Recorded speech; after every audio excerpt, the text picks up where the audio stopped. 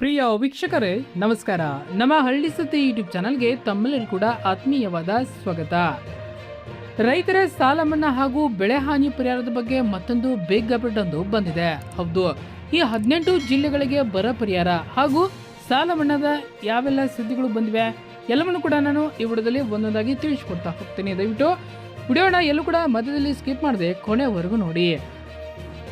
ಹಾಗೆ ನೀವು ಯಾವ ಜಿಲ್ಲೆಯಿಂದ ನಮ್ಮ ವಿಡಿಯೋನ ನೋಡ್ತಾ ಇದ್ದೀರಿ ಎಂಬುದನ್ನ ನಮ್ಮ ಕಮೆಂಟ್ ಬಾಕ್ಸಲ್ಲಿ ಕಮೆಂಟ್ ಮಾಡಿ ತಿಳಿಸಿ.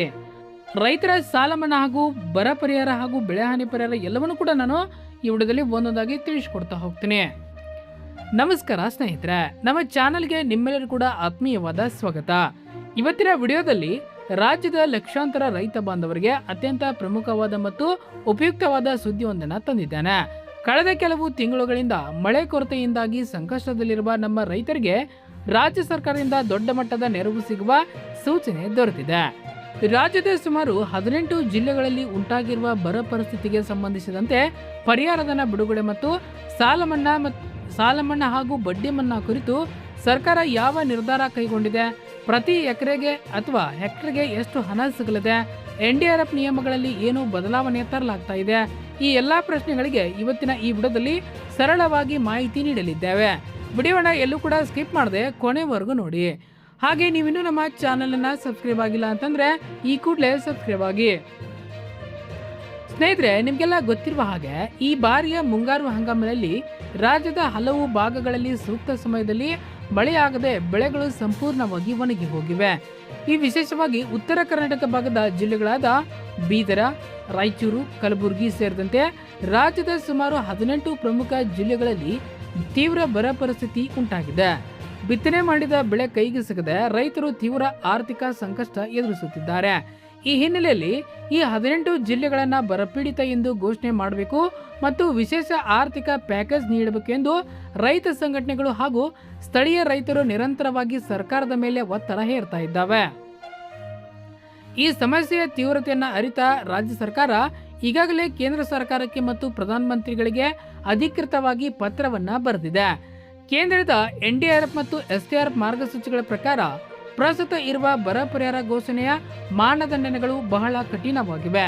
ಈ ಹಳೆಯ ನಿಯಮಗಳನ್ನು ಆಧರಿಸಿ ಬರ ಪರಿಹಾರ ನೀಡುವುದು ಕಷ್ಟಕರ. ಆದ್ದರಿಂದ ಈ ಮಾನದಂಡಗಳನ್ನ ಸರಳೀಕರಣಗೊಳಿಸಬೇಕು ಮತ್ತು ತಕ್ಷಣವೇ ಕೇಂದ್ರ ನಿಯೋಗವನ್ನ ರಾಜ್ಯಕ್ಕೆ ಕಳುಹಿಸಿ ಜಂಟಿ ಸಮೀಕ್ಷೆ ನಡೆಸಬೇಕೆಂದು ರಾಜ್ಯ ಸರ್ಕಾರ ಮನವಿಯನ್ನ ಮಾಡಿದೆ.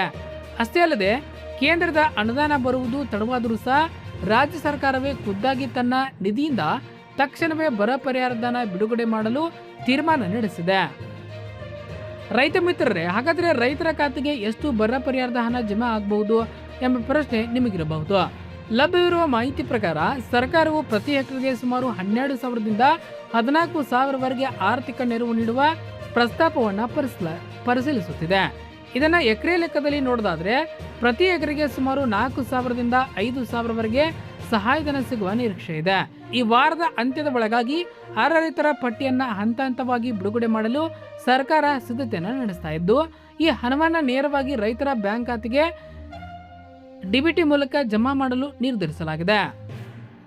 ಇನ್ನು ಮತ್ತೊಂದು ಪ್ರಮುಖ ವಿಷಯವೇನಪ್ಪಾ ಅಂತಂದ್ರೆ ರೈತರ ಸಾಲ ಮನ್ನಾ. ಕಳೆದ 2 ಅಥವಾ 3 ವರ್ಷಗಳಿಂದ ಸತತವಾಗಿ ಬೆಳೆ ಹಾನಿ ಮತ್ತು ಬರಗಾಲದಿಂದ ನಲುಗಿರುವ ರೈತರು ಪಡೆದಿರುವ ಕೃಷಿ ಸಾಲವನ್ನ ಸಂಪೂರ್ಣವಾಗಿ ಮನ್ನಾ ಮಾಡಬೇಕು ಎಂದು ಹೋರಾಟ ಮಾಡ್ತಾ ಇದ್ದಾರೆ.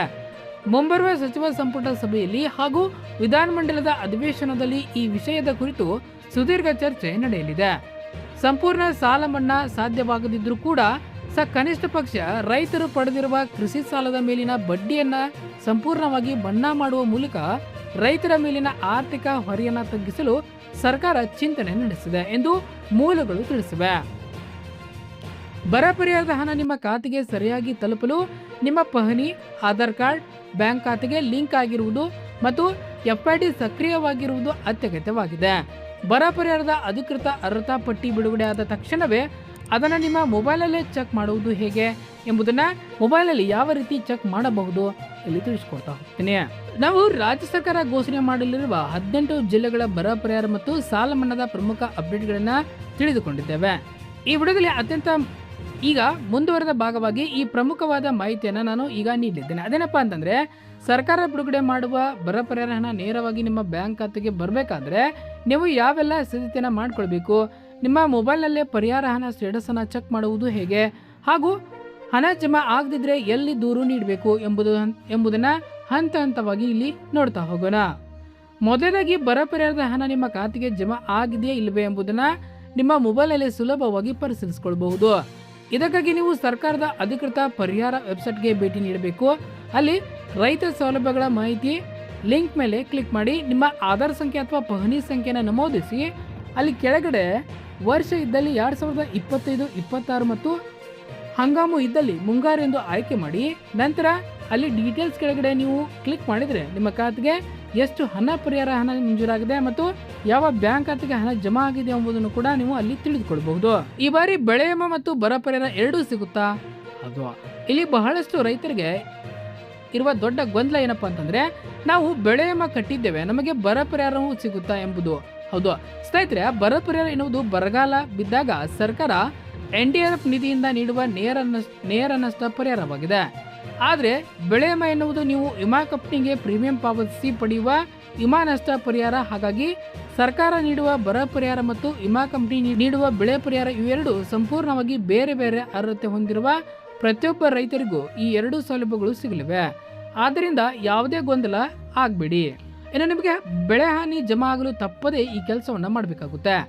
ಬರ ಪರಿಹಾರ ಅಥವಾ ಸಾಲ ಮನ್ನಾದ ಸೌಲಭ್ಯ ನೀವು ಪಡೆಯಲು ಪ್ರತಿಯೊಬ್ಬ ರೈತರು ಈ 3 ಕೆಲಸಗಳನ್ನ ತಕ್ಷಣವೇ ಪೂರ್ಣಗೊಳಿಸಬೇಕು.